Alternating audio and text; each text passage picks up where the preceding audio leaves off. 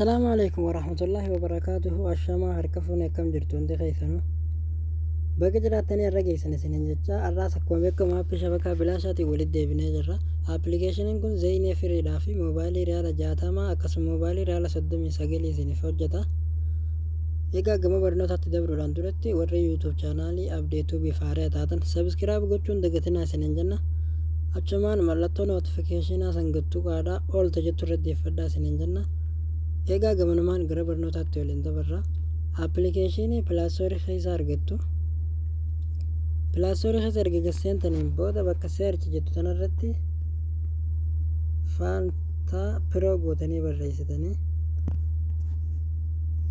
haala kanaan itti barreessitanii search gootan kunoo akkuma argitan appin isa qofaatu isinii dhufa amma gabbuufadhe waan hin qabuuf open irra dheerin seenaa jechuudha.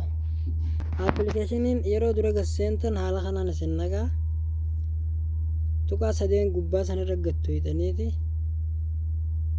akkasuma mallee online update jettan irra gadhoytanii update godhatan jechuudha. Egaa erga update godhataniin booda ammallee bakka tan irra gadhoytan yeroo takkaaf erga irra gadhoytaniin booda haala kanaan isinii fida appin kun Zaini Firi amma kanarratti naa dalagu jira kunoo akkuma argitan moobaayilii riyaala 60 isa kanarratti hojjeta ammallee moobaayilii riyaala 39 isa gubbaa kanarratti hojjeta. Egaa amma Zaini irratti dhoyinee waliin ilaalla. Kunoo akkuma argitan amma waa hundatti guunne servera gubbaarraa akkasumatti itti dhiisan jechuudha servera sanin toytanii. Egaa appii erga haala kanaan itti guuttattaniin booda connect hajoo kajalaa diimaa kanarra gadhoytan jechuudha yeroo takkaaf. Kunoo akkuma argitan ammaan tana connect tahee jira qulfiinis ol baatee jirti jechuudha.